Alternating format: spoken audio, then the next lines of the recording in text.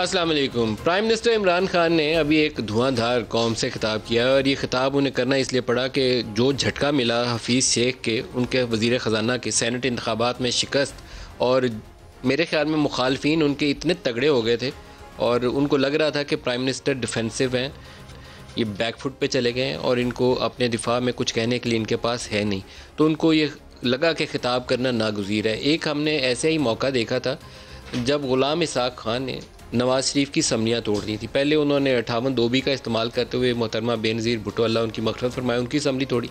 उसके बाद नवाज़ शरीफ की असम्बली तोड़ी। तो नवाज़ शरीफ ने इस्टेब्लिशमेंट के मोहरे थे, नवाज़ शरीफ IGI के बलबूते के ऊपर आगे आए थे, कोई और वजह नहीं थी उनकी यहाँ तक पहुँचने की। उन्होंने एक कौम से खिताब किया था और उसमें एक जुमला उन्होंने बोला कि असम्बलियाँ नहीं तोड़ूंगा, डिक्टेशन नहीं लूँगा। ये जुमला हेडलाइन बना और नवाज़ शरीफ उसके बाद जो था लगा कि ये तगड़े हो गए, थोड़े से इन्हें बोलना आ गया, मैदान में के लोगों को भी मोबिलाइज़ कर लेंगे, पॉलिटिकल लीडर बन जाएंगे। तो इमरान खान की आज बहुत सारी बातें जो थीं उसके अंदर रिफ्लेक्शन मिली उसी एंगर की, उसी गुस्से की। उन्होंने कहा कि मैं ईवान में जाके इत्माद का वोट लूँगा परसों, और मेरे अरकान अगर मुझ पर इत्माद नहीं करते, अगर वो कहते हैं मैं इस काबिल नहीं हूँ, तो मैं खुशी से जाके अपोजिशन में बैठ जाऊंगा, लेकिन मैं इनको नहीं छोड़ूंगा, मैं लोगों को बाहर निकालूंगा। तो मुझे लगा कि वो मैसेज लाइन के दोनों तरफ के लोगों को उन्होंने दिया, सिर्फ एक तरफ को नहीं दिया, उन्होंने दोनों तरफ के लोगों को दिया है, जिसमें आप इस्टेब्लिशमेंट को भी शामिल कर सकते हैं, सियासी मुखालफिन को भी शामिल कर सकते हैं, उन अरकान को, उन इत्तेहादियों को भी शामिल कर सकते हैं जिनको उन्होंने कहा कि 15-16 लोग हमारे बिक गए। तो वो 15-16 बिको वालों के लिए भी मैसेज, सियासी मुखालफिन के लिए भी और इस्टेब्लिशमेंट के लिए भी, तीनों के लिए मैसेज था कि मैं लोगों को निकाल के दिखाऊंगा, मैं लोगों को सड़कों पे लाऊंगा और इनको नहीं छोड़ूंगा। और बाकी उनका वो बयानिया वही है कि ये चोर हैं, ये डाकू हैं, ये खा के ले गए। यूसुफ रज़ा गिलानी बाकी लोगों के मुतल्लक उन्होंने बहुत सारी जो करप्शन की कहानियाँ बयान की, उसमें कुछ गलत नहीं है, ये हमारी सियासी तारीख का हिस्सा है। लेकिन प्राइम मिनिस्टर के साथ प्रॉब्लम यह है कि वो उंगली दूसरों की तरफ तो उठाते हैं, अपने दाएं और बाएं बैठे हुए लोगों की तरफ वही उंगलियां जो बाकी चार होती हैं उसकी तरफ नज़र नहीं आती। अब्दुल कादर सेनेट में कैसे आए, कैसे मुंतखब हुए, या सैफुल्ला अब्बड़ो कैसे मुंतखब हुए, उसका वो जवाब नहीं दे पाएंगे, लेकिन दूसरों की करप्शन जो है उसकी तरफ उंगली उठा रहे हैं, इशूज़ सही आइडेंटिफाई कर रहे हैं। अगर इन बड़ी बड़ी पॉलिटिकल फैमिलीज़ का तज़किरा करें तो ना नवाज़ शरीफ के पास बहुत अच्छा कुछ कहने को है कि वो अल्लाह के उतारे हुए वली थे, उन्होंने तो आज तक करप्शन की नहीं की, ऐसा कुछ नहीं है उनके पास। आसिफ अली जरदारी के पास भी ऐसा कहने के लिए दो लफ्ज़ भी नहीं है। लेकिन क्या इमरान खान की टीम के अंदर सारे जो बैठे हुए फरिश्ते हैं, क्या इमरान खान उनके लिए कसम दे सकते हैं? नहीं दे सकते। और यही एक अलमिया है जिसकी वजह से उनको ये सियासी दबाव का सामना करना पड़ रहा है। उनकी टीम ना सिर्फ डिलीवर नहीं कर पाई बल्कि उन मयारात के ऊपर ख़ुद भी पूरा नहीं उतर पाई जो प्राइम मिनिस्टर इमरान खान ने एज अपोजिशन लीडर सेट किए थे कि एक लीडर वो होना चाहिए जो सियासत में आने के साथ कारोबार ना करे, करप्शन में मुलव्वस ना हो। क्या इनकी टीम के अंदर सारे लोगों ने कारोबार करना छोड़ दिया या करप्शन करनी बंद कर दी? ये वो चैलेंजेस हैं जो उनको एड्रेस करने हैं। दूसरा हिस्सा उनका बड़ा बराह रास्त कहना चाहिए, बड़ा अग्रेसिव किस्म का एक अटैक था इलेक्शन कमीशन ऑफ पाकिस्तान के ऊपर। इलेक्शन कमीशन ऑफ पाकिस्तान ने 2 मौके के ऊपर बड़ी टफ पोजीशन ली है, और वो हमारी हालिया हिस्ट्री अगर देखें तो उसके सामने रखते हुए हुकूमत वक्त के लिए इलेक्शन कमीशन ऑफ पाकिस्तान ने कभी स्पाइन दिखाई नहीं, स्पाइनलेस ही रहा है हमेशा। ये अलमिया यही है। 5 साल गुजर जाते हैं, वो हल्का ही नहीं खुलता, वो हमारे ट्रिब्यूनल फैसला ही नहीं करते। लेकिन डस्का इलेक्शन में RO इतने तगड़े हो गए, उन्होंने बताया कि ये प्रिजाइडिंग ऑफिसर्स को अगवा करके ले जाया गया, लिख दिया उन्होंने, इंतज़ामिया को फ़ोन किया, उन्होंने कॉल नहीं उठाई। इलेक्शन कमीशन में केस आया, उन्होंने केस उठा के परे फेंका, इलेक्शन उठा के परे फेंका, का दोबारा पोल कराएं, इसके अंदर शफाफियत नहीं थी। और इसी तरीके से जब सुप्रीम कोर्ट ऑफ पाकिस्तान के पास ओपन बैलेट का केस गया और सुप्रीम कोर्ट ऑफ पाकिस्तान ने कहा कि ये कॉन्स्टिट्यूशन और लॉ के तहत होगा, आप इसकी शफाफियत और करप्ट प्रैक्टिसेस को रोकने के लिए जो कुछ कर सकते हैं वो करें। तो इलेक्शन कमीशन ने कहा हमारे पास टाइम नहीं है, और एज़ पर दी कॉन्स्टिट्यूशन, क्योंकि कॉन्स्टिट्यूशन को आप साइड पर रख के नहीं आगे चल सकते, तो एज़ पर दी कॉन्स्टिट्यूशन जो प्रोसीजर है उसी को लेकर आगे चलेंगे। लेकिन प्राइम मिनिस्टर इतने गुस्से में थे, उन्होंने कहा आपके पास 15 बैलेट के लिए इतना टाइम नहीं था कि उसके ऊपर वो स्ट्रिप लगाते जिसके ऊपर हम जाके इसको स्कैन कर सकते। बड़ी एक इंटरेस्टिंग सिचुएशन है, और मुझे वही सीन याद आ रहा है, नवाज शरीफ वर्सेस गुलाम इसाक खान। तो इस वक्त prime minister Imran Khan versus the rest वाली सिचुएशन नज़र आती है। जो प्राइम मिनिस्टर के आज स्टेटमेंट थे, आपको इत्माद के वोट वाला सुनवाते हैं, दिखाईगा जी आज क्या कहा उन्होंने। मैं परसों कॉन्फिडेंस मोशन ले रहा हूं सामने, क्योंकि वो तो ओपन होगा ना। अब ये आपका डेमोक्रेटिक, मैं अब अपने सारे मेंबर्स को कह रहा हूं, ये आपका जमहूरी राइट है, आप कह सकते हैं कि जी हम इमरान खान के साथ नहीं है, मैं आपकी इज्जत करूंगा, ठीक है, मैं नाअहल हूं, इतना काबिल नहीं हूं, आराम से हाथ खड़े करें, कह नहीं है मैं ऑपोजिशन में चला जाऊंगा, अगर आप जीत जाते मैं ऑपोजिशन में बैठ जाऊंगा। मैंने आप में से किसी को नहीं छोड़ना जब तक आप इस मुल्क का पैसा वापस नहीं करेंगे। मैं अगर बाहर भी हो जाऊं, मैं इस कौम के लोगों को निकालूंगा। ये जो कौम है, ये अपना जब मुल्क का पैसा चोरी होता है उसको बचाने के लिए निकलेगी, चोरों के पैसे को बचाने के लिए कौम नहीं निकलती, जो आपने जितनी कोशिश कर लिया। मैं आपको पब्लिक निकाल के दिखाऊंगा, मुझे कोई फर्क नहीं पड़ता मेरी जिंदगी को, जो कि मैं इनको मुल्क के गद्दार कहता हूं, जो चोरी करके पैसा बाहर लेके जाते हैं, मैं इनका मुकाबला करता रहूंगा। It's a very powerful statement. मैं लोगों को निकाल के दिखाऊंगा, इक़्तिदार रहे या ना रहे मुझे कोई फ़र्क नहीं पड़ता। तो जिन को ये बयान ध्यान से सुनना है वो सारे सुन लें। दूसरा हिस्सा इलेक्शन कमीशन के मतलब है और वो 15-16 लोग बिकने वाले उनके मतलब है, वो भी दिखाइए। जो यूसुफ रजा गिलानी का पैसे बांट रहा था, शाम को लोगों की ज़मीर खरीद रहा था, 2 करोड़ से बोली लग रही थी। इलेक्शन कमीशन आपका बहुत बड़ा रोल है, आपकी सबसे बड़ी जिम्मेदारी साफ और शफाफ इलेक्शन है, ये आपकी आईनी जिम्मेदारी है। पहले तो मुझे ये नहीं समझ आई कि आपने अदालत में क्यों जाके कहा कि जी खुफिया बैलेट होनी चाहिए। मुझे ये बताएं, कोई आइन इजाजत देता है चोरी करने की? कि हम मसलन आज पता चलवाना चाहते हैं जी हमारे 15-16 लोग जो बिके हैं, मैं वर्ड यूज कर रहा हूं बिके हैं, हमें पता तो चले वो कौन है। आपने उन मुजरिमों को भी बचा लिया ये सीक्रेट बैलेट करवा के, आपने हमारी जमहूरियत को नुकसान पहुंचाया है। सारी एजेंसीज आपके नीचे हैं, सबके सामने ये तमाशा हुआ। मैं कहता गया, मैंने इलेक्शन से पहले कहा कि रेट्स लग गए लोगों के, बोलियां लग रही हैं। क्या वजह थी कि आप 1500 बैलेट्स के ऊपर कोई एक बार कोडिंग नहीं कर सकते थे? मैं तो पूरी तरह एक मौका दिया मुल्क की जमहूरियत को डिस्क्रेडिट करने के लिए। जो आपने मुल्क की मोरालिटी, इखलाकियात को नुकसान पहुंचाया है कि ये जो ओपन हॉर्स ट्रेडिंग हो रही है, क्या इससे फर्क पड़ा मुझे बताएं। प्राइम मिनिस्टर कमीशन को कह रहे हैं कि आपने जमहूरियत को नुकसान पहुंचाया। नून वाले और पीपल्स पार्टी वाले दे वर सो कॉन्फिडेंट कि हमें 20 से 25 इनके लोग हैं जिन्होंने हमायत का यकीन दिलाया, और हमायत के लिए उन्होंने कहा कि इन रिटर्न PMLN की पंजाब से टिकट है। ये इतना बड़ा एक इंटरेस्टिंग पॉइंट है कि शायद प्राइम मिनिस्टर के लिए भी लम्हा फ़िक्री है और बहुत सारे और लोगों के लिए भी। और मरियम ने आज इसका बाकायदा ऐलान भी किया है। पहले तो ये 3-4 रोज़ से इस्लामाबाद के वो गली कूचों में ये बात हो रही थी, मुख्तलिफ महफ़िलों में जिक्र हो रहा था कि यूसुफ रज़ा गिलानी को PTI के इत्तेहादियों से भी लोग हैं और पंजाब से एक ख़ास मखसूस ग्रुप है पूरा जिसने यकीन दिलाया कि हम आपको वोट करेंगे। आज वो पब्लिकली स्टेटमेंट में आ गया, दिखाइएगा। मुस्लिम लीग नून को तोड़ने वाले खुद टूट रहे हैं। पैसा नहीं चला, मुस्लिम लीग नून की टिकट चली है। भाई जिनको तुम कह रहे हो कि वो बिक गए, वो पैसे से खरीदे गए, किस मुंह से आज अपने लोगों से एतमाद का वोट मांगोगे? तुम पहली और आखिरी दफा इक्तदार में लाए गए हो, अब तुम्हारा ना कोई मुस्तकबिल है ना तुम्हारी कोई जमात है इंशाअल्लाह ताला। आज जो हमारे साथ शुरा हैं इस्लामाबाद स्टूडियोज़ में, मिफ्ता इस्माइल साहब हैं PMLN से, डॉक्टर फिरदौस आशिक आवान साहिबा हैं पाकिस्तान तहरीक इंसाफ से, और शर्जील मेमन हैं पाकिस्तान पीपल्स पार्टी से। सबको खुशामदीद कहूँगा। डॉक्टर फिरदौस आपसे आगाज़ करूँगा। वोट ऑफ कॉन्फिडेंस लेने का आमतौर पर 2 तरीका होता है। एक तो सियासी जमातें खुद मोशन मूव करती हैं और प्राइम मिनिस्टर सिर्फ अपनी सियासी ताकत का इजहार करते हैं।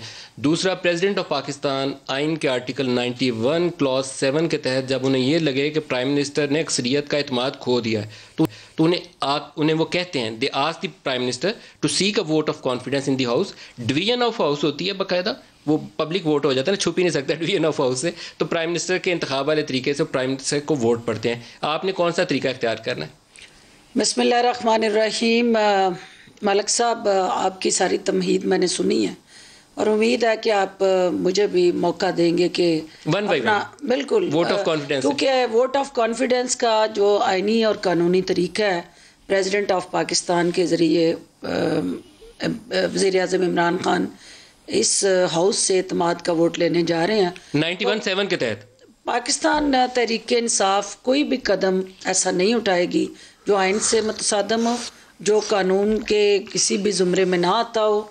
उसके साथ साथ आप मुझे ये बता दें कि ये इससे पहले जो कभी ये रहा रिवाज के कोई प्राइम मिनिस्टर जो है खुद खड़ा हो जाए पार्लियामेंट के अंदर और कहे कि हाँ जी, अगर किसी को शौक़ है, कोई बहाम है, कोई गलत फहमी है, कोई किसी को पैसे के ज़ोर पे चोर दरवाज़ी से, नकब जनी से, डाका जनी से वो वोटों की ख़रीदो फरोख्त करके वो ये कहे कि हुकूमत मैंडेट अपना जो है खो चुकी है या ऐवान की अक्सरियत जो है हुकूमत के मुखालिफ चली गई है, तो वज़ीर आज़म ख़ुद जुरत से, बहादरी से डट के खड़ा होकर सबको चैलेंज कर रहा है कि आए ग्राउंड में, मैं आ गया हूँ और इत्मीद का वोट मांगूंगा, और अगर मेरा रकीन जिनको तुमने ज़मीर फरोशी करके, जिनको तुमने चोर बाजारी के ज़रिए ब्रीफ केस और वोटों की और नोटों की बोरियों से तुमने ख़रीदने की कोशिश की,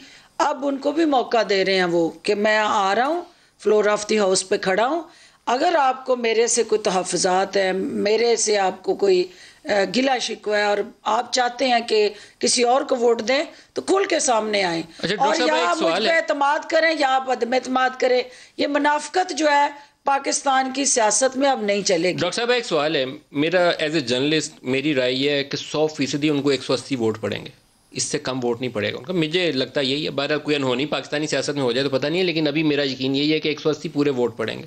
प्राइम मिनिस्टर को क्यों ज़रूरत पेश आई? क्या वो अंडर प्रेशर थे? किसी हल्के को जवाब देना था? क्या करना था? ये वोट ऑफ कॉन्फिडेंस लेना 91-7 के तहत वो भी देखिए, प्राइम मिनिस्टर का मकसद इक़्तिदार में रहना नहीं है कि इक़्तिदार के साथ चिमटा रहे। जो प्राइम मिनिस्टर के मिजाज को जानते हैं, उन्होंने हमेशा जारहाना इनिंग्स खेली है, जारहाना बॉलिंग कराई है और हमेशा जो है वो क्रीज पर खड़े होकर टुक टुक करके सिर्फ उस मैच को खेलना मकसद नहीं है। वो इस सियासत के अंदर एक मिशन लेके आए हैं और वो चाहते हैं कि निज़ाम को बदलें और निज़ाम के साथ जुड़ी जो करप्शन और करप्ट प्रैक्टिसेस हैं उनके ख़िलाफ़ वो ढाल बन के खड़े हैं।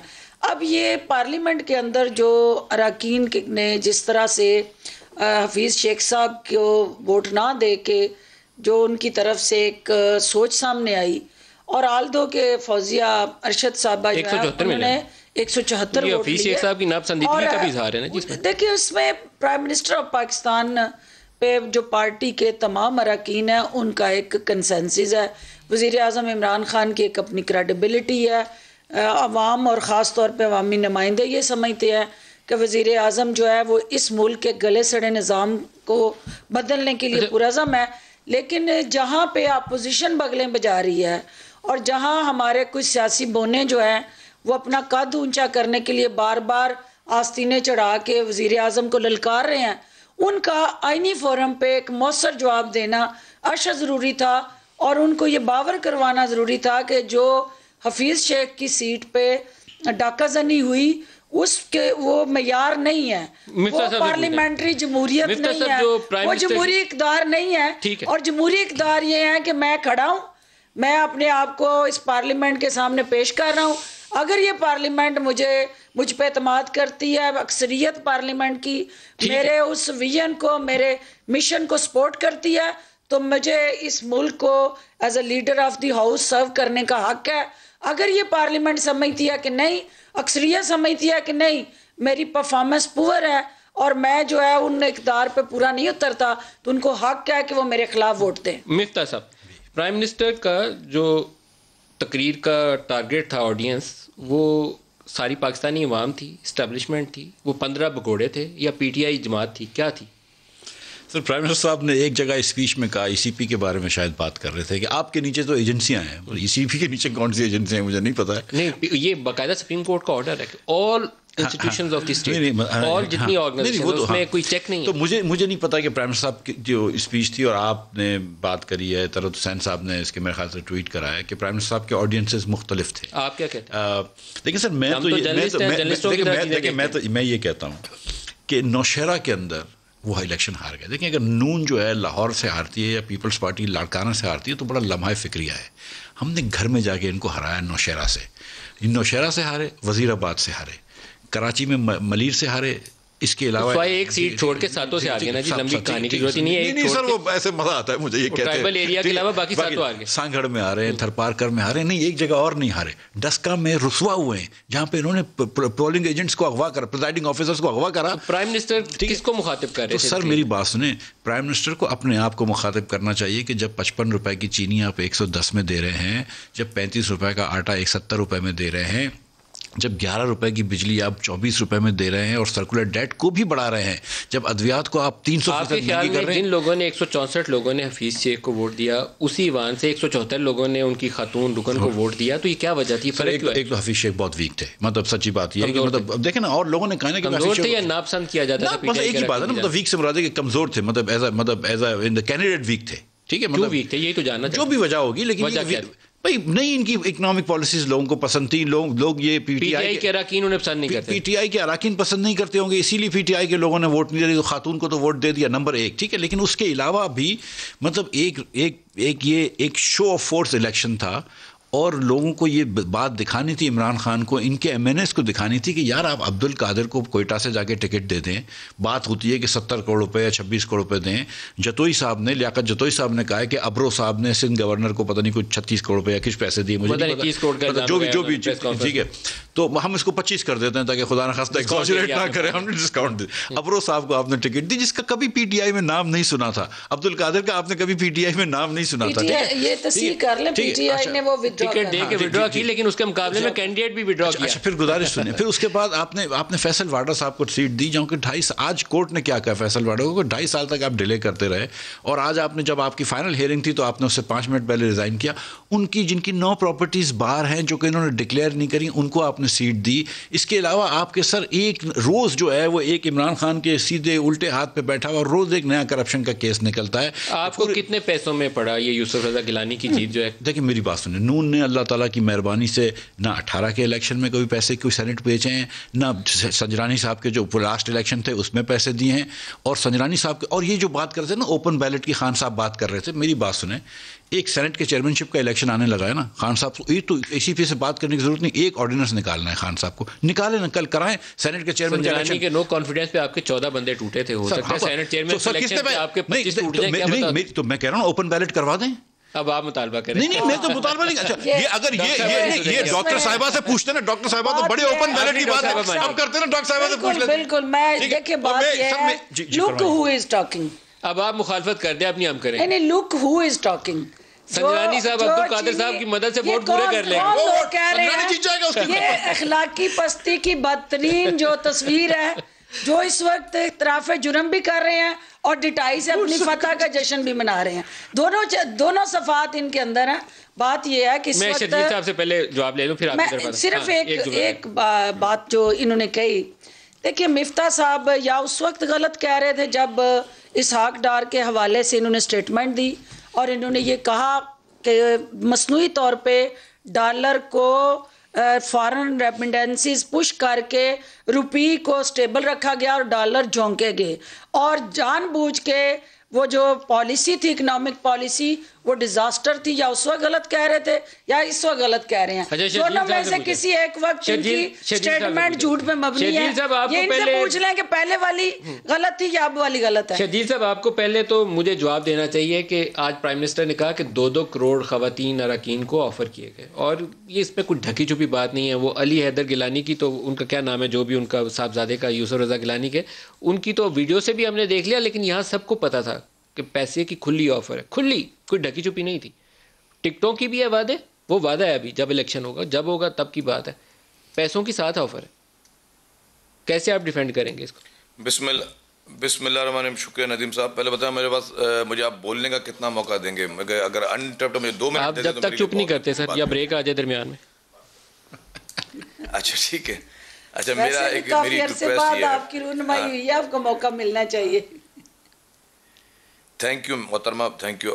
अच्छा अब मेरा अर्ज़ ये है कि जी जहाँ तक गिलानी साहब के बेटे की जो मैंने वीडियो एक देखी थी, वो जिसमें वो कह रहे थे कि जी वोट ख़राब किस तरह करना है, तो मेरे ख्याल से जो 5-6 वोट ख़राब जो हुए हैं वो किस किस के हुए, उनके नाम भी बता दें। एक शायद इमरान खान साहब का हुआ, एक जरताज गुल साहबा का हुआ, एक आफरीदी साहब का हुआ है। तो मेरे ख्याल से वो गिलानी साहब की जो ट्रिक थी अगर वोट ख़राब करने की, तो वो सबसे ज़्यादा प्राइम मिनिस्टर और उसके करीबी, जो बहुत करीबी लोग हैं, उन्होंने शायद अप्लाई की। मैं दूसरी बात करूँ, आज आपने प्राइम मिनिस्टर साहब की तकरीर सुनी होगी, उसमें बहुत एग्रेशन भी थी, धमकियाँ भी थी, लोगों को बड़े एक ऐसा लग रहा था कि जी कोई बहुत ही ईमानदार आदमी पूरे कौम और मुल्क को एक खिताब कर रहा है। मेरा अर्ज़ ये होगा कि इन्होंने बाकी लीडर के लिए तो कह लिया, एक दौर में इन्होंने एक बयान दिया था कि पंजाब का जो सबसे बड़ा नंबर 1 डाकू है वो चौधरी परवेज़ इलाही है। अभी फिरदौस आशिक अहमान साहब हमारी मोहतरमा है। सर वोट कितने में पड़े ये तो आपने बताया ही नहीं, आप फौरन पंजाब के डाकू पे चले गए। सर मैं आ रहा हूँ सर, मैं तो बैठा हूँ कराची, मुझे नहीं पता। सड़कों पे घसीटने वाली स्टेटमेंट भी थी शर्जील साहब, पेट फाड़ के पैसे निकालने वाली स्टेटमेंट भी थी। अभी आपने मुझे कहा कि आप मुझे इंटरप्ट नहीं करेंगे मोहतरमा, फिर कर रही हैं। अब मसला ये है जी, अच्छा मैं एक बात करूँ जी, मैं समझता हूँ कि किसी ने भी पैसों पे वोट नहीं दिया। लोगों की अपनी एक नफरत है, लोगों के अंदर एक अपनी एंग्जाइटी है। सिंध में भी पीटीआई के सिटिंग एमपीएस जिनके लिए ये लोग इल्ज़ाम लगाते रहे कि वो किडनैप हो गए, उन लोगों का, अच्छा पहले तो उन्होंने इल्ज़ाम लगाया पीटीआई सिंध ने कि जी उनको सिंध गवर्नमेंट ने किडनैप कर दिया है, और फिर आज उन दोनों को शोकॉज नोटिस भी भेज दिया है। तो अब वो बेचारे जिसको किडनैप हो उनकी आप दाद रसाई करें कि आप उनको शोकॉज नोटिस भेज रहे हैं कि आप किडनैप क्यों हुए। दूसरी बात, वो सिंध वाले दो परवेज़ साहब के लिए जी अल्हम्दुलिल्लाह उन लोगों ने आके स्टेटमेंट्स दिए हैं टीवी पे आकर, और उन्होंने मतलब वो तो एक ओपन हुआ है ना, कुछ छुप के तो नहीं आए। उन लोगों ने ये भी कहा कि इमरान खान की पॉलिसियों के खिलाफ है। 2018 में भी ऐसे ही था, अभी भी ऐसे ही, कोई फर्क नहीं देखा मैंने। पैसा खुला चल रहा था, खुला पैसा लग रहा था। इनके अब्दुल कादिर साहब और अब्बू साहब, आज आप मूड में नहीं, मुझे टाइम देने के। गिलानी को किसी प्यार मोहब्बत में कोई नहीं आया। अरे मलिक साहब मेरे ख्याल आज मूड में नहीं है मुझे टाइम देने के। अगर आप होस्ट हैं मैं आपको सर सारा टाइम रिक्वेस्ट कर सकता हूँ, कुछ नहीं कर सकता। अच्छा मैं आप बोल रहा हूँ, कोई सिंध में अल्हम्दुलिल्लाह कोई बकरा मंडी नहीं लगी, और ना कोई बिका है, और ना कोई पैसा चला है। लोगों ने खुल के आकर, पीटीआई के मेंबर ने कुछ छुप के वोट नहीं दिए, खुल के आके टीवी स्क्रीनों पे आके बोला जी हम इमरान खान की पॉलिसियों के खिलाफ है और हम उसको वोट नहीं देंगे। दूसरी बात जी, खान साहब ने जी आज आपने स्पीच सुनी होगी जी, बोला जी मैंने अपने किसी रिश्तेदार को कोई किसी ओहदे पे नहीं नवाजा। एक सुना होगा अभी कोई हायर कमीशन में एक खातून लगी हैं, मैं नाम नहीं लेना चाहता, मालूम कर लीजिएगा वो किसके रिश्तेदार हैं। बड़ी ईमानदारी की बातें पूरे कौम के सामने जी, फलाना चोर फलाना चोर। मेरा सिर्फ एक सवाल है, वो सवाल आपसे भी नदीम साहब और मोहतरमा फिरदौस आशिक अहमान साहबा से भी है। इनसे पूछे, आप इतने ईमानदार हैं, पूरे पाकिस्तान को आपने नैब के हवाले किया हुआ है, ये एक बीआरटी एक मंसूबा था, उस पर सुप्रीम कोर्ट में केपी की गवर्नमेंट क्यों गई हुई है कि जी बीआरटी की इंक्वायरी नैब ना करे, एफआईए ना करे। बीआरटी में परवेज खट्टर साहब एक दिन पकड़े जाएंगे, वो खुद ही पकड़े जाएंगे। मैं आज अपने प्रोग्राम का टाइम नहीं उसमें लगाऊंगा, वो पकड़े जाएंगे। सर मेरी बात नहीं, आपको बिलावल पकड़े जाएंगे नहीं जाएंगे अलग बात है। नदीम साहब मेरा अर्ज ये है, वो पकड़े जाएंगे या नहीं जाएंगे अलग बात है, लेकिन जाया हुआ पैसा वो पकड़े जाएंगे। लेकिन बिलावल भुट्टो का पैसा, बिलावल भुट्टो का स्टेटमेंट आपको सुनाना है, वो सुनाइएगा। हम समझते हैं पहले पंजाब को बचाना चाहिए। हम कब अदम एतमाद और कहां अदम एतमाद या क्या स्ट्रैटेजी अपनाना है, तो पाकिस्तान डेमोक्रेटिक के मूवमेंट के अब फैसले हैं।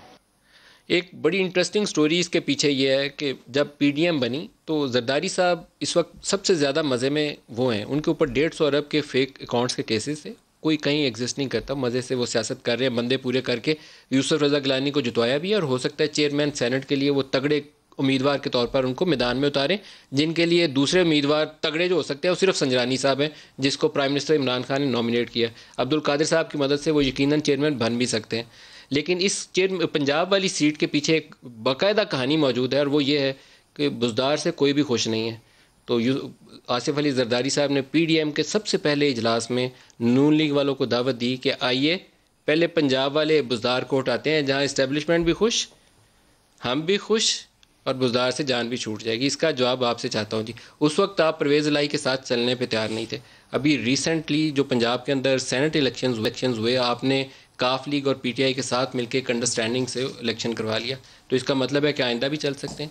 यूसुफ रज़ा गिलानी के इंतखाबात के अंदर भी हमें सुना है कि काफ के भी कुछ लोगों के वोट आपको आए, मालूम नहीं दुरुस्त है कि नहीं। देखिए सर, हो सकता है कि एमक्यूएम वालों ने भी यूसुफ रज़ा गिलानी को वोट दिए हैं, और सच्ची बात यह है कि जो मरियम भी बात कर रही हैं, बहुत सारे देखिए ना साउथ पंजाब के लोग गए थे जो बुज़दार की रिमूवल, मैं उस पर आ रहा हूँ एक सेकंड। अच्छा, पहले पंजाब के अरकान बता दें। साउथ पंजाब के लोग उधर गए थे जब पीटीआई के अंदर, उस वक्त उनको उस वक्त बेहतर उनको लग रहा था कि भाई इस्टेब्लिशमेंट की हवा उस तरफ चल रही है, वो टिकट बेहतर होगी, तो वो चले गए थे। उस वक्त वो ज़मीर फिरोश नहीं थे। अब जब वो नून की टिकट देखकर या नून की टिकट की उम्मीद पे हमारी तरफ आ रहे हैं, वो इस्टेब्लिशमेंट की हवा उधर चल रही थी, ये देख के गए थे। अब लगता है कि इस्टेब्लिशमेंट की हवा आपकी तरफ चल रही है। नहीं, अब इनको ये लग रहा है कि ये तो कुछ भी हो जाए, ये नहीं जीतेंगे। अच्छा, अब दूसरी बात है कि अगर पीटीआई एक हाई मॉरल ग्राउंड लेने की कोशिश कर रहा था कि हम ओपन इलेक्शन चाहते हैं, तो ओपन इलेक्शन चाहते हैं तो अभी संजरानी साहब का इलेक्शन ओपन करवा दें। नहीं करवाएंगे ना, तो इसका मतलब अच्छा, ये लोग जो कि संजरानी साहब जैसे 2018 और मैं मेरी बहन से कंप्लेंट, मेरी डिफीट हुआ था, अभी भी वो करेंगे। अच्छा, संजरानी साहब तो जीत जाएंगे। देखिए, मेरी बहन से जो कंप्लेंट है वो ये है कि चलो 20 बुज़दार पे 20 लोग अगवा कर लिए प्रेजाइडिंग ऑफिसर्स, कोई बात नहीं, उनको रोटी तो खिला देते यार। नहीं, रोटी खिलाई नहीं खिलाई थी, रोटी बहन से पूछ लीजिए, रोटी भी नहीं खिलाई थी। आप बता दीजिएगा, ये बता देंगे। अच्छा, मैं अब क्या मैं पहले आप डस्का आपने छेड़ दिया, डस्का अच्छा बुज़दार पे बात कर लो। नहीं, हर बात आपने नहीं आप कोई नहीं है, मैं जवाब दे दूंगा, आप करने कोई जवाब नहीं है बुज़दार का, क्योंकि जो बड़ी जिस पार्टी ने मारी है और शर्जील साहब उसको सुन रहे हैं कि 5 वोट है उनके पंजाब असेंबली में, और अभी सेनेट का जो 10 वोटों का डॉक्टर साहब फर्क है। सुन लेना, बड़ा नाजुक मैदान है, काफ लीग वाले जिस दिन गुस्सा खाया गड़बड़ हो जाएगी। अभी जो इलेक्शन हुआ सेनेट का, उसमें पीपल्स पार्टी ने नून लीग की हमायत में अपने कैंडिडेट विदड्रॉ करा के वहाँ अनअपोज इलेक्शन कराया, और ये इनकी ताकत है वहाँ पे, जिस पे उस्मान बुज़दार को ये ललकार रहे हैं। उस्मान बुज़दार को या पंजाब के अंदर पीपल्स पार्टी का जो इस वक्त हाल है वो सबको पता है। वहाँ नोट और ब्रीफ केस और जिस तरह की भी डाका जनी प्लान करके ये आएंगे, हम इनका मुकाबला करेंगे। डॉक्टर साहब, बुज़दार की जान को खतरा है, मैं आपको बता रहा हूँ, बचा लें उनको। बुज़दार की जान अल्लाह के पास है, किसी फर्द के पास नहीं है, और जान लेने और देने का इख्तियार अल्लाह के पास है। और अगर कोई अल्लाह की ज़मीन पे खुदा होने का दावा करता है तो वो अल्लाह को वैसे ही पसंदीदा अमर नहीं है, तो लिहाजा दूसरी बात जो आपने कही, डस्के के अंदर सिचुएशन ये हुई। अच्छा, मैं आपकी तरफ आता हूँ, पहले उधर से सिचुएशन ये हुई कि वहाँ पे वावेला मचा के इलेक्शन को मुतनाज़ा बनाया, पहले पंजाब डिस्कस कर लें, पहले पंजाब इलेक्शन को दागदार किया। पहले बुज़दार साहब की सुन ले कहानी। शर्जील मेमन साहब वहाँ कह रहे हैं आरओ की रिपोर्ट पढ़े। शर्जील मेमन साहब, आप रोटी खिलाए, खिलाने का फरीजा आपका है। शर्जील मेमन साहब, खिलाने वाला काम हमने आप पे छोड़ा हुआ है। शर्जील मेमन साहब बुज़दार। अच्छा, मैं लाइटर नोट पे कह रहा हूँ, फिरदौस आशिक अहवान साहब की बड़ी इज्जत है। वैसे मैंने सुना ये है कि बुज़दार साहब और फिरदौस आशिक अहवान साहबा का पीर भी एक ही है कोई, तो वो इसलिए इनको जो है ना ज्यादा उनके लिए लॉयल्टी। इमरान खान है नाम उसका। नहीं, वो नहीं है, मुझे इतना पता है। जाहिर है एक ही पीर है दोनों का। बिल्कुल नहीं, दोनों का पीर एक ही है, लेकिन मेरे ख्याल से अलग है। अच्छा, मैं एक छोटी बात कर रहा था सेनेट के हवाले से। फिरदौस आशिक अहवान साहब ने एक अच्छी बात की, नाम भी बता दे सर, ये खबर दे रहे हैं तो हो सकता है मिफ्ता इस्माइल साहब को भी फैज़याब होना पड़ जाए। नहीं, वो बहुत क्रिटिकल पीर, वो हर एक को अपनी मुरीदों में नहीं लेता वो। अच्छा, दूसरी बात ये, मैं दूसरी बात एक कहना चाह रहा था, जैसे इलेक्शन के भी बात फिरदौस आशिक अहवान साहबा भी कर रही थी, और इमरान खान साहब ने भी आज खिताब कर रहा है।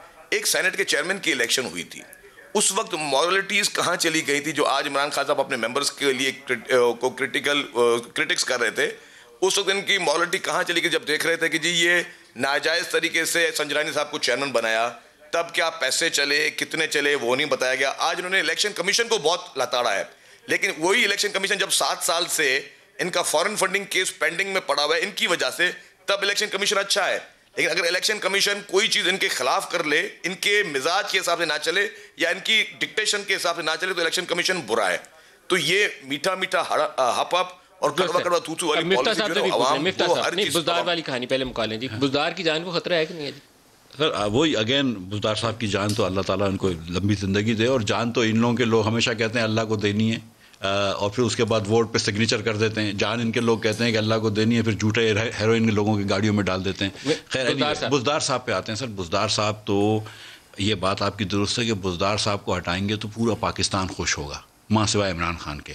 और जो बहुत सारे इमरान खान के लोग पीछे इसकी सपोर्ट करते हैं वो भी बिल्कुल बुज़दार से खुश नहीं है। हफीज शेख के हारने के ऊपर पीटीआई के बहुत से अरकान खुश थे। बिल्कुल, तो पता नहीं कि आप उसको बुज़दार को हराएं तो हो सकता है कि पीटीआई के अंदर डॉक्टर साहब खुश हो रही है, बुज़दार को हराएं, हो सकता है चीफ मिनिस्टर बन जाए। मुझे सीरियसली मतलब मैं आपको बताऊं कि पीटीआई के अंदर क्या इतने बुरे हालात हैं, इतने बुरे हालात हैं क्या हमारी बहन को ही बनाने चीफ मिनिस्टर। मतलब मुझे एक बात बताएं कि इतने बुरे हालात हैं कि उस्मान बुज़दार जो 3 महीने पहले इनके पास आया था वो चीफ मिनिस्टर है, वहाँ पे महमूद रशीद साहब हैं, फवाद चौधरी साहब हैं, शाह महमूद को, इमरान खान साहब को डर लगा हुआ है कि किसी भी आदमी को ऐसे आदमी को ना ले आओ। पंजाब में मूव करेंगे बुज़दार की खामियां हम तो चाह रहे हैं कि ये vote of no confidence Punjab. Sir Buzdar और इमरान एक साथ जाएंगे, ये मुझे नहीं पता, फैसला मेरा नहीं है ऑब्वियसली। मेरे आज तो वो बिलावल ने बोल दिया खुला। सर ये हमारी पार्टी का फैसला तो मियां नवाज और ये पीडीएम के इजलास के अंदर डिस्कस हुआ, बिल्कुल जरूर हुआ। उस वक्त आप परवेज लाई के साथ चलने पे तैयार नहीं थे। मेरी बात, ये फैसला तो मियां नवाज शरीफ का होगा फाइनली, ये हमारी पार्टी। और कब होगा वो फैसला?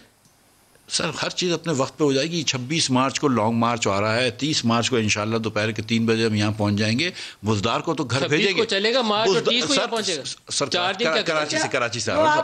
बुज़दार को तो भेजेंगे घर सर, लेकिन इमरान को साथ घर भेजेंगे। इमरान को आप नहीं भेज सकते सर मेरी बात सुने, कुछ दिनों पहले लोग ये बोलते थे कि गिलानी भी नहीं जीत सकता, हफीज शेख को नहीं हरा सकते। गिलानी के ऊपर ब्लेसिंग्स थी, आपके ऊपर अभी ब्लेसिंग नहीं है।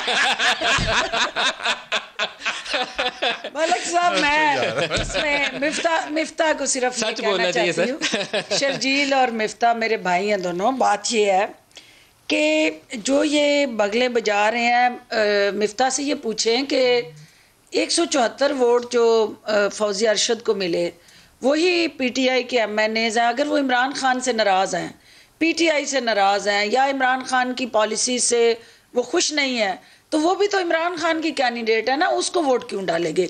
और इनकी कैंडिडेट जो है वो 161 वोट लेके क्यों हारी? अगर PMLN की तो फिर वोट ऑफ कॉन्फिडेंस ना लेना ना, वो परवाना था, जहन्नम में जाने का, जहन्नम में जाने का परवाना था कि वो जो जिसको वो टिकट मिलेगा वो जहन्नम में ही हो जाएगा। तो वो अगर ये पैमाना था तो वो 161 वाला तो इनका कैंडिडेट थी ना, उसको भी वोट डालना आपकी बात से तो फिर ये लगता है कि ईमानदाराना इलेक्शन हुआ है। जो लोग हफीज शेख को नापसंद करते थे उन्होंने नहीं वोट किया, वोट कर दिया उसको, खातून को। ये भी पीटीआई के अंदर है। देखिए कि आपने वो आवाजें जमहूरियत के अंदर है, मलिक साहब सुन ले, जमहूरियत के अंदर जो आपकी आवाज तहफ़्फ़ुज़ात है, इनकी जमात में कोई चूंचरा करके दिखाए, कोई पीपल्स पार्टी में चूंचरा करे, वहाँ पे आमराना रवैये हैं, आमराना सोच है। यहाँ पे पार्टी के अंदर you have to convince your party before convincing others. वो जहाँ हफीज शेख साहब के हवाले से तहफ़्फ़ुज़ात लोगों ने ओपनली शेयर भी किए और लोगों ने उस पर यकीनन आपने अपने तहफ़्फ़ुज़ात ज़ाहिर किए थे कि हफीज शेख को ना लगाया जाए, ये बंदा सही नहीं है। 2002 से हफीज शेख उस कैबिनेट में मेरे मेंबर रहा है। आपको तो ज़्यादा पता होगा उनका। मैं समझती हूँ कि इस वक्त पाकिस्तान को उसकी ज़रूरत है। मिफ्ता इस हकीकत से आगाह है कि पाकिस्तान की इकॉनमी जो है उसके सामने क्या चैलेंजेस हैं। पीटीआई से ज़्यादा पाकिस्तान को हफीज शेख की ज़रूरत है, क्योंकि हम फैटिफ में हैं। हम इस वक्त जो है IMF के अंदर, और हम ऐसी सूरत हाल में हैं कि जहाँ कंटिन्यूटी ऑफ पॉलिसीज चाहिए, जहाँ कंसिस्टेंसी चाहिए, जहाँ इकोनॉमिक फ्रंट पे एक आपको एक ऐसा लेजेंड चाहिए जो पाकिस्तान का नाम है, और लेजेंड को किरदार अदा कर सके। और हफीज शेख इस वक्त जो है मसीहा जो रेमेडी दे सकता है। मैं बाहर निकला तो लोग मुझे पत्थर मारेंगे ऐसी बातें सुनने पे। मैं ब्रेक ले लूं जी, हमारे साथ रहिएगा।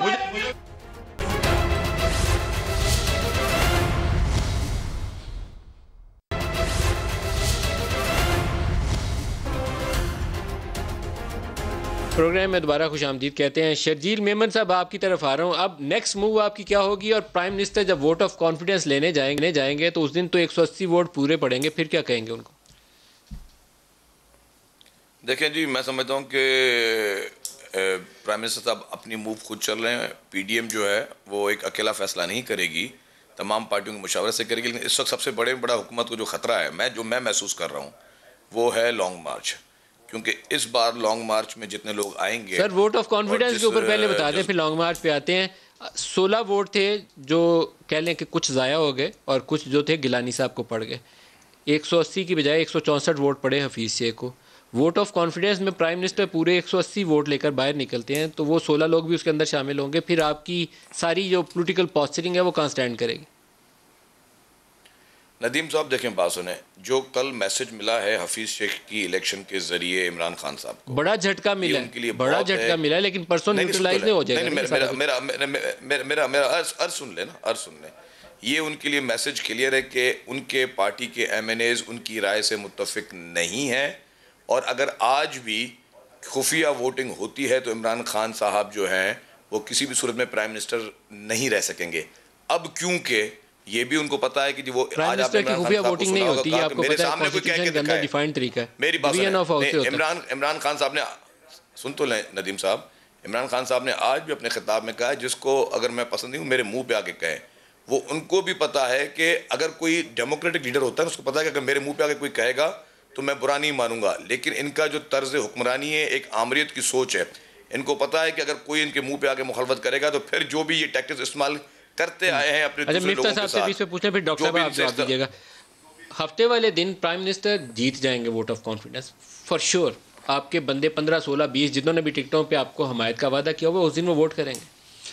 सर गुजारिश ये कि ये जो इलेक्शन है, कॉन्फिडेंस वोटें हैं ना, ये सब इस्लामाबाद के खेल हैं। ये रेड जोन ब्लू जोन इधर उधर चलता है। देखिए जो आम लोग हैं उनको ये फ़र्क नहीं पड़ता, उनको ये फ़र्क पड़ता है कि आटा कितने का है, उनको ये फर्क पड़ता है दवाई। वोट ऑफ कॉन्फिडेंस से क्या बनेगा सर? आटे पे भी आता है, वो लॉन्ग मार्च पे आपने शुरू करने आ रही है। उनको ये फर्क पड़ता है कि चीनी कितने की है। इमरान खान साहब को, इमरान साहब को तकब्बुर थोड़ा सा कम करके अगर ये थोड़ा सा लोगों से घुल मिल ले, पहली मर्तबा ऐसा हुआ है कि आपके सर पे को थोड़ा बहुत दस्ते शफकत आया कि नहीं आया? हमारे सर पे सबके शफकत ना है, उधर से थोड़ा सा कम हो जाए। मेरी बात सुने, गुजारिश ये है नहीं आप पे आया लगता है। अब तक तो इमरान खान साहब की उंगली पकड़ के रोड क्रॉस कराया जाता था। इमरान गिलगित बल्तिस्तान, आप उंगली छोटी है कि नहीं छोटी है बता? नहीं देखिए मेरी बात सुनो, गिलगित उंगली छोटी है लेकिन ट्रैफिक को फिर भी रोका है कि यार निकल रहा है। देखिए मेरी बात सुनो, हुआ ये है कि गिलगित बल्तिस्तान के इलेक्शंस की बात थी, अमेंडमेंट की बात थी, खान साहब मीटिंग में नहीं आए, आर्मी चीफ को आना पड़ा। जब हिंदुस्तान ने अटैक करा, खान साहब मीटिंग में नहीं आए, आर्मी चीफ को आना पड़ा। इस बार पहली मरतबा है कि खान साहब 2-3 दिन असेंबली में जाके अपने मेम्बरान से मिले हैं। कुछ मेंबर ने ये कहा है कि 2 साल बाद 2.5 साल बाद इनका दर्शन हुआ है। तो खान साहब कम से कम अब ये तो है ना कि एक सियासतदान तो बन गए, इनको कम से कम ये तो याद आ गया। डॉक्टर साहब हफ्ते के ये लोग भी जरूरी हैं जिनके वोट हैं। आपको मार पीटी है फाइनेंस मिनिस्टर के आने से, बहुत मार पीटी है, हिल गई है आपकी पार्टी पूरी, लेकिन परसों क्या होगा? देखिए यही वो बसात जो है इनकी उलटने के लिए इमरान खान साहब ने इनको चैलेंज कर दिया है। ये जो प्राइम मिनिस्टर को घर भेजने की, बाय इलेक्शंस की और अल्टीमेटली इस्तीफ़ों की गर्दान सुना रहे थे, वो बैकफुट पे चले गए। अब उनके पास कहने को कुछ नहीं है, क्योंकि इमरान खान इंशाल्लाह इत्मीनान का वोट लेके वो पूरी कौम के मसीहा बन के जो मसाइल मुश्किलात मिफ्ताह और उनकी जमात ने पैदा किए थे, जो दर्द जो है वो इस PDM के साथ कोलेशन में जुड़ा गठजोड़ और मुकमका की सियासत ने इस मुल्क को दिया है। और जिस वक्त ये इंडिकेट करते हैं, दुख होता है हमें और अफसोस होता है इस बात का कि ये कौन लोग कह रहे हैं जिन्होंने पाकिस्तान को इस नहज पे पहुंचाया। ये वो कौन लोग हैं जो ये निशानदेही कर रहे हैं, जिन्होंने आज भी लूट खसूट के बाद वो किधर चले गए? इसहाक डार साहब उसी ईवान बाला के मेंबर हैं, वो क्यों नहीं आए? एक बंद कर दिया, नहीं, वो क्यों नहीं आए ना? देखिए वो आए ना, पाकिस्तान क्यों नहीं आ रहे? डॉक्टर साहब दो चैलेंज हैं, मफरूर और इश्तिहारी पाकिस्तान से बाहर क्या कर रहे हैं? इतना ही दर्द है पाकिस्तान का तो पाकिस्तान में आके सियासत पकड़ के लाए। लेकिन ये बताएं, 2 इश्यूज हैं बड़े इस वक्त। एक का आपका फॉरेन फंडिंग केस का फैसला, वो भी इसी इलेक्शन कमीशन ने करना है जिसको आज आपने ललकारा है, और आपके नेगेटिव पॉइंट्स अब बढ़ जाएंगे वहाँ पे। और दूसरा इशू लॉन्ग मार्च है, लेकिन पहले फॉरेन फंडिंग, अगर वो फैसला आता है नेक्स्ट फ्यू डेज में तो फिर क्या बनेगा? बात ये है मलिक साहब कि ये इमरान खान का एजाज़ है कि उन्होंने सबसे पहले इलेक्शन कमीशन को कहा कि फॉरेन फंडिंग केस की ओपन हेयरिंग करें और पब्लिक हेयरिंग करें और आप स्टार्ट करें। और ये इनका दावा जो है उसी केस को रुकवाने के लिए कोर्ट भी गए कि इलेक्शन कमीशन जो है फॉरेन फंडिंग केस को रुकवाने के लिए इमरान खान के साथ कोर्ट में भी गए, उसकी हमदर्दियां हैं। वही इलेक्शन कमीशन आज अगर इमरान खान उस हवाले से बात करते हैं, हम आज भी अपने मौक़िफ़ पे कायम हैं कि पब्लिक हेयरिंग करें, डे टू डे बेसिस पे करें और फैसला करें, दोनों ताकि जमातों जान पर फैसला छूटे। करें एक तरफ और लगे। दोनों जमातों से आप मेरी बहन सही इन्फॉर्म नहीं है मेरे ख्याल से, माजरत के साथ। खान साहब ने बिल्कुल ज़रूर ये कहा था कि हम पब्लिक हियरिंग चाहते हैं। दूसरे दिन इनके वकील ने कहा नहीं, ये हमारा मौक़िफ़ नहीं है। इनका वकील जो उधर जाके बोलता है स्क्रूटनी कमेटी में, बोलता है रिकॉर्ड रखें। खान साहब जो थे, आपको ये भी पता है कि 18 बैंक अकाउंट का नाम बताना भूल गए थे। खान साहब जो थे उन्होंने 6 कंपनियों के नाम भी बताना भूल गए। सर फैसला जो है वो तो जब भी आएगा, फैसला ये जब भी अगर आएगा ना ईमानदारी से फैसला वही है, फैसला आएगा वो इनको बेनकाब करेगा। ये बात मान गया, फैसला इनको बेनकाब करेगा। फैसला सीधा फैसला है कि जिन लोगों से पैसे नहीं लेने चाहिए थे उनसे पैसे लिए, जहां पैसे आए थे हमारे पास एक अकाउंट का रिकॉर्ड है। इन दोनों को ऊंचे आवाज से बोलने से आर्ग्यूमेंट सही नहीं हो जाती।